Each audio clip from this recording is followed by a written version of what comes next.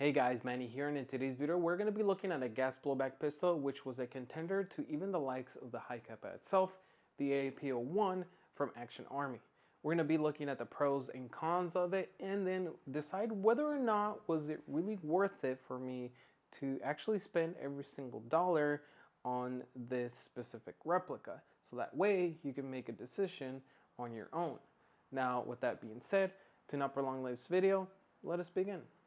The AAP-01 was released in 2020 with a price tag of $99.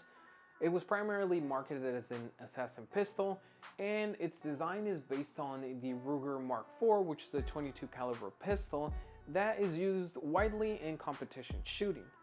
Now, what exactly did it make the AAP-01 be a contender to even the likes of the HiCapa itself? Well, let's take a look at some of the pros and cons that I thought were pretty worthy of this video. For one of our first pros, we're going to be talking about its affordability. The AAP-01, when it was released, was priced at $99, and as we currently speak, it is still priced at $99, with some exceptions depending on the websites you go to, but you'll have to make up for those prices by paying a lot in shipping, being that those websites are overseas. The simple fact of being very affordable allowed for users that are new to the community, as well as current users in the airsoft community, being able to afford one and play with it. But not only was the AAP-01 affordable, but also versatile. This was because Action Army made it possible for you to be able to use not only their own magazines, but also Glock style magazines from other companies, that being from Tokumori, WeTech, VFC, and even licensed Glock magazines, making it very versatile, and not only that, once again, more affordable than what it is, because many people that are already part of the airsoft community owned either one of those brands types of magazines. Not only is the AAP-01 cheap and versatile when it comes to its magazines, but it can also shoot in full auto. Yes, your AAP-01 can go brr. This is because when they designed the AAP-01, they actually added a switch on the inside in which all you need to do is remove the upper from the lower and flip the switch in the very rear where the bolt is, and this allows you to actually shoot in full auto, making it once again a very versatile gun depending on what style of gameplay are you trying to go for. Now that we've gone through some of the pros, let's take a look at the cons. And for those of you who are already familiar with the AAP-01 will know what I'm talking about, but for those who are not, let me pretty much give you the main con of the AAP-01 itself, and that's its internal quality parts. Unfortunately, being that the AAP-01 is very affordable, they also seem to have made a sacrifice on the internal parts by making the quality of them very low. A lot of the times, many of the issues that some of the AAP-01 users have, including myself, are those of either the hammer set snapping right in half or the trigger reset snapping right in half as well. And again, this goes back to the fact that the affordability of the AAP-01 also comes with its downsides by actually not making quality control its main priority.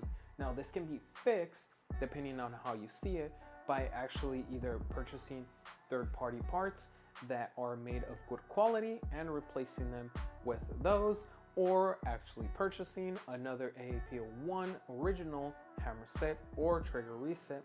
Now, I wouldn't recommend this, being that once again, they might be of the same quality, being that it comes from the same manufacturer.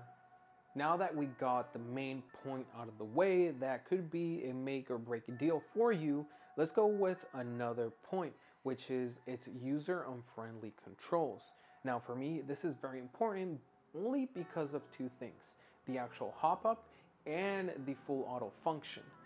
In order to be able to mess with the hop-up of the AAP-01, you have to remove, once again, the upper from the lower, which is not very difficult, but once you try to deal with the hop-up itself, its design is completely horrendous, making it very difficult to add or remove hop by even rotating the actual wheel.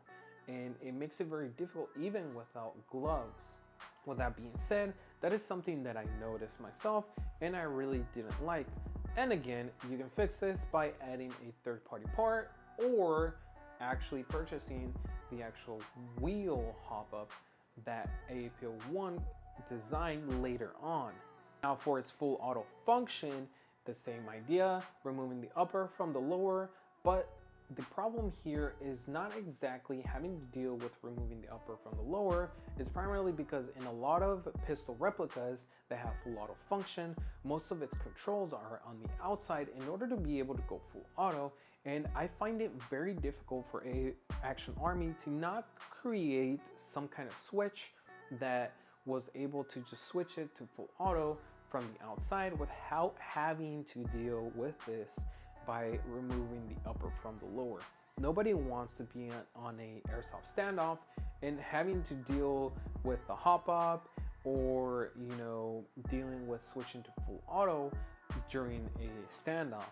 Now, once again, the AAP-01 community and third-party businesses save the AAP-01 by actually adding a third-party part that lets you switch to full auto by just simply a flip of a switch on the outer portion of the AAP-01. Now that we've seen the actual pros and cons of the AAP-01, one final thing needs to be answered. Was it really worth it? I myself believe that, yeah, it was worth every single dollar I spent on it.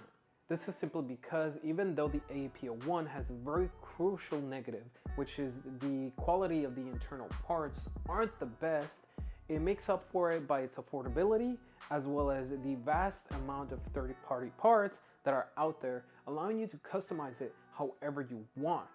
With that being said, guys, that's pretty much it for the video. But is the AAP-01 something that you're looking to purchase? Or do you already own an AAP-01? Do you like it? Do you dislike it? Do you not recommend it? Let me know in the comments down below. Don't forget to like this video and subscribe to the channel, as that helps me in the algorithm so more people actually discover my videos. With that being said, this has been Manny, and until next time.